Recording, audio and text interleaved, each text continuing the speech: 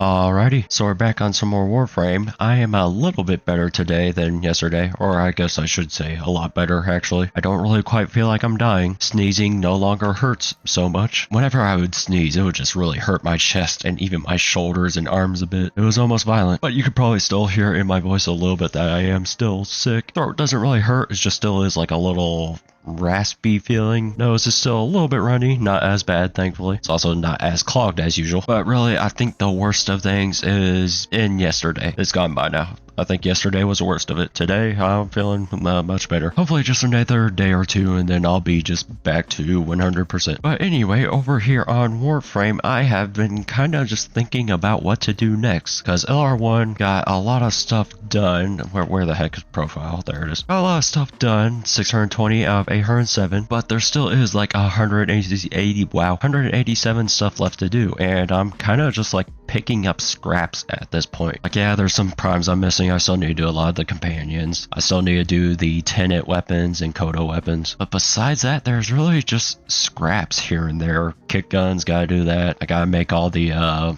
what are these called? Operator weapons? Oh, I gotta get the Duvary weapons too. That's not gonna be fun. But the main point is, it's just bits and pieces here and there. Gone are the days where I could just simply look through the foundry and craft every single thing that I can. Also gotta get all the faction weapons too, or syndicate weapons I should say. But I figured something that I would do next is actually something we passed by around here. Where is it? Right, it's behind the Coda. Oh, it's a little bit farther back than I thought. Carmine Penta right here. This is a weapon that I heard is not too fun to grind for. And if you're wondering how we get it, it's over here on the Warframe wiki. We can see each part is from either the Pluto Proxima point of interest or a Corpus Vale Proxima point of interest. So we need to go into Railjack, and then I think best mission is probably just Pluto Proxima, this one, the Exterminate. So we'll just go ahead, hop into one. I'm just doing this on invite only. Can do it solo, no problem really. And I'm on Protea, not the best Railjack pilot, but still has a good source of energy. I mean, really just any sort of frame with a good source of energy. Hildren, Lavos, any frame now with dispensary or bright bonnet really. And then we just need to go to these points of interest. Now I did do like a test run a few days ago just to kind of see that I was understanding what it was saying on the wiki correctly. Because I was like, point of interest, what's that again? And well, yeah, it is these things. And in that first run, I already got a Carmine Penta part. So I mean, that's kind of funny. I think it's the stock, maybe? I think it's the stock that I got. Yeah, okay, I just looked back. It was the stock. So I mean, already 1 out of 4 parts. Not bad. Now it's a 6.06% drop chance, which I don't think is the worst. I mean, I'm used to like 2% drop chances. There's often a debate about what the worst grind in Warframe really is. I mean, if there was a top 10 list, it would probably consist of the like pre-nerf, Necromech grind. That one's definitely in there. Is it? Oh, okay, it's on the other side. I was so confused right there. The pre-nerf Necromech grind would definitely be in there. The pre-nerf Lotto Vandal and Bratton Vandal grind would definitely be in there. I'm sure the Citrine grind would be in there. Maybe the Detron too. Funny enough, I think I got the Detron at like MR7 without even trying. But really, just the number one worst grind in Warframe is simply RNG. I know it's a bit of a non-answer, but seriously, RNG can just dictate how things go for you. You could be doing what's actually a horrid grind, but RNG blesses you. The Lotto Vandal grind for me was very rough, but for someone else it could have been like, oh yeah, I just got it in, within 10 runs of Elite Sanctuary Onslaught. Like, cool man, I'm happy for you. Excuse me, I just bumped into that guy. But then there are grinds where it should maybe only take 30 minutes. And then RNG says, nah, you're taking 7 hours for that. Like, RNG can seriously just absolutely cook you on really farms that should not be all that bad. Like, I think I really have like 3 most notorious ones. Funny enough, I did not think the pre-nerf Necromech grind was that bad. I mean, I probably just got a little bit lucky with it, really.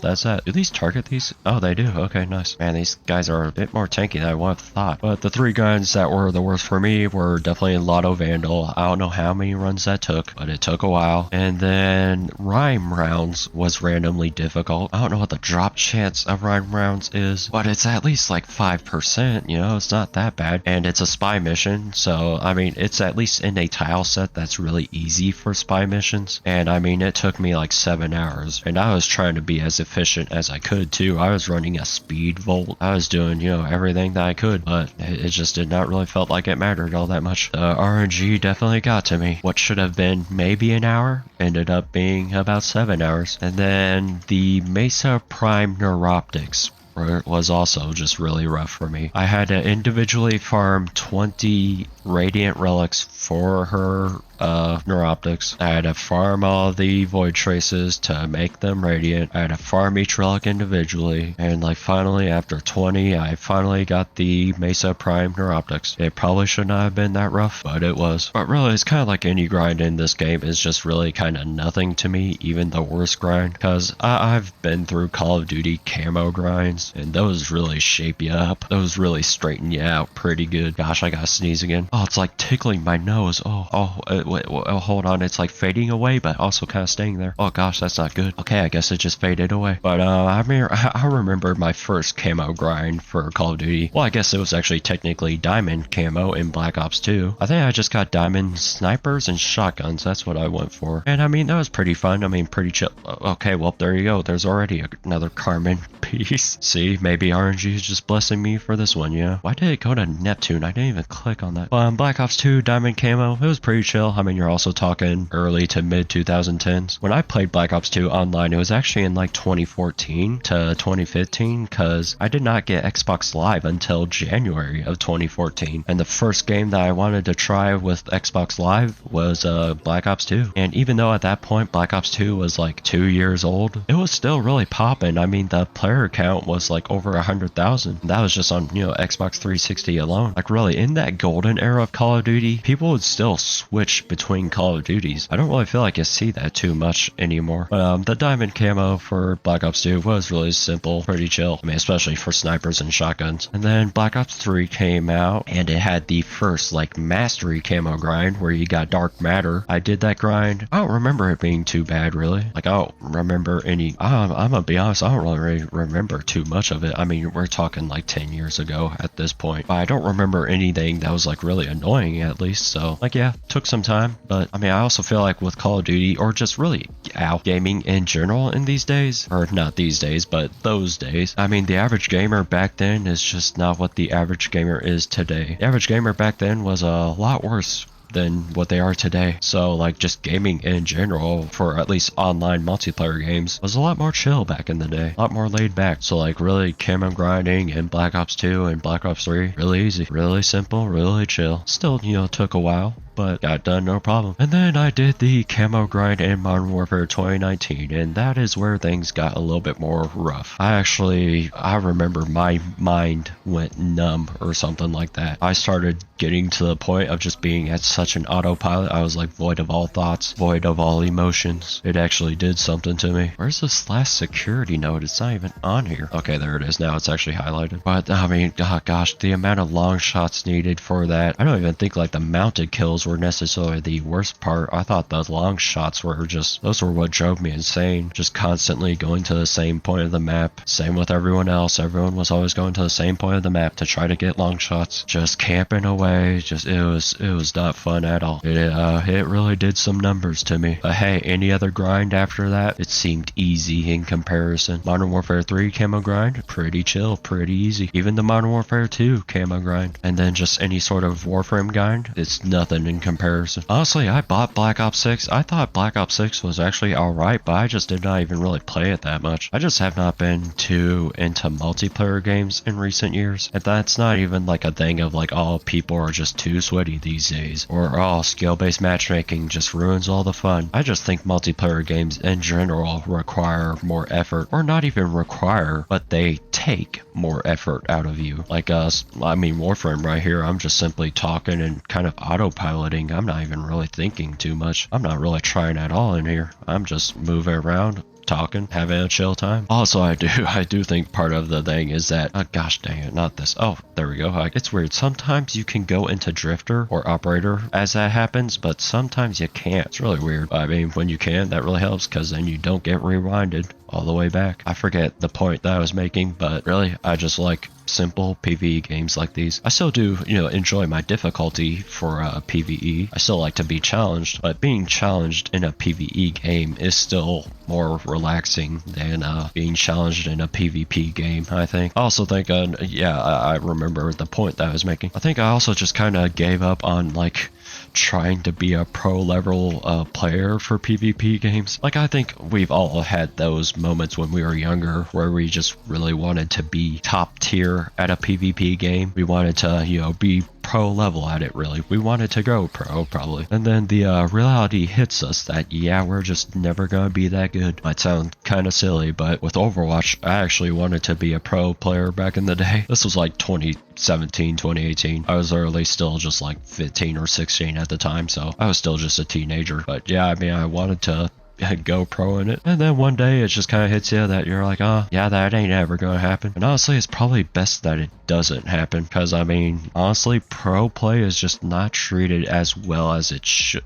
There's another, okay, people are really saying this is difficult. I mean, hey, this is what I said about RNG. Sometimes it's really easy, sometimes it's hard on you. I guess it's being easy on me right now, but really it's like, wow, pro players are just not treated as well as they should be. They don't make as much money. I mean, wow, it seems like some of them make like minimum wage, if even. And then also it's just like the amount of hours that you have to dedicate to it, the amount of traveling you have to do. It's probably not all that much fun to be a pro player. I feel like if you're just like a pro level player, you're probably better off just making videos, really, or streaming. You get the comfort of doing things like on your own schedule. You can just do whatever you want to. Whereas with a pro play, that's not quite the case. Also, you kind of gotta worry about whether your game dies or not, because I feel like there's some Twitter tags out there for people where they're like, oh yeah, I'm a pro level player for this game that is pretty much dead. And it's like, oh, I mean, congrats. Or not even just Twitter, but it's like, oh, pro Splitgate player.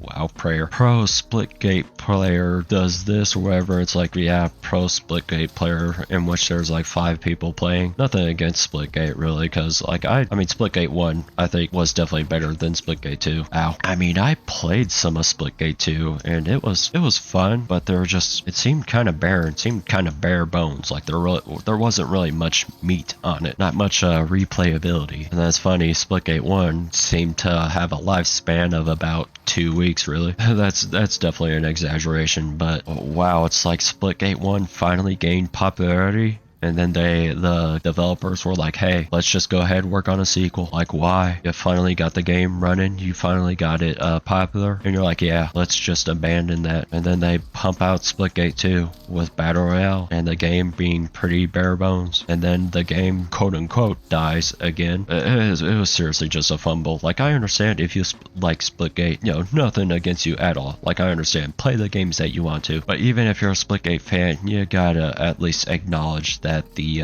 way Splitgate 1 and 2 were treated was just not good at all. They were completely mishandled by the company. But work today was fine, 11 to 3, not bad. Was a little bit sick during it, of course, but it was at least manageable. I felt more rough this morning than I did after, being awake for a few hours. I always think that's like where the worst of it is, when you just wake up first thing. After you're up for like at least an hour or two, you start to feel better. Oh boy, it's this flipping mission thing. Of course, I got this long objective, but it was pretty dead at work, really, because it's a weekday. It's still, April. It tends to get more busy when in the summertime or fall time, when people are actually out of school, because really the restaurant I work at is kind of more of a family place, and a lot of families would rather come when the whole family's available. They'll either come on the weekends or when just everyone's off. And then outside of that, doesn't really feel like there's been too many gaming news, really. I know that Mouse PI for Hire officially released. I've heard good things about it. I think it's $30 on Steam. It does look really good. Nice aesthetic too. Pretty unique. Pretty classic as well. I probably won't play it because I'm just a broke loser, really. But, geez, man, if I just had money to throw around willy-nilly, there's probably so many games that I would play and buy. But no,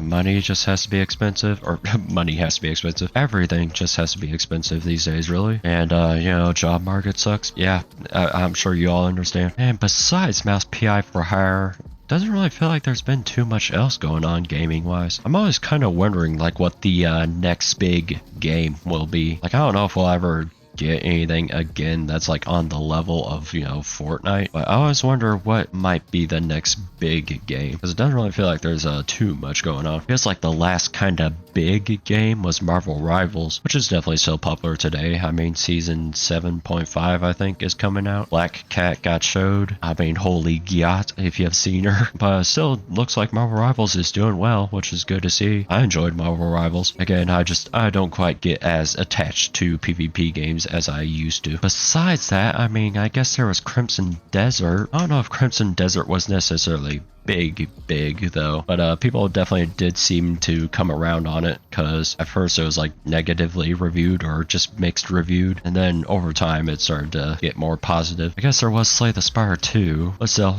just definitely nothing that's like on the level of Fortnite, or probably even Baldur's Gate 3 really, or Black Myth Wukong. I mean, Black Myth Wukong was pretty huge as well. I think I'm more so just wondering what the next game is that I'm going to be interested in. You know, don't get me wrong, there are definitely smaller games here and there that are still pretty cool to me. I mean, Mouse PI for Hire does seem fun. I'm like so stingy with money right now. I mean, I gotta save up for, you know, my college loans. I gotta save up for a new car. Just big stuff. I don't exactly have a well-paying job. I think my job pays, I don't know, it's definitely above minimum wage. But it's definitely not more than 20 bucks an hour. That's for sure. But, oh well. At least I can always like watch other people play the game if I really want to. That's what I always do with like story games. I really don't ever feel the need to buy any sort of a story driven game, because I feel like I get basically the same experience by just watching a YouTube video or a live stream on the game. Like for example, The Last of Us, pretty good story. I just watched a whole playthrough of it. I think it was Markiplier that I watched play through it, and I mean, I felt satisfied after it. I'm just a lot more gameplay driven. Like Doom Eternal, I watched some gameplay on it, and I knew that I had to buy it and actually experience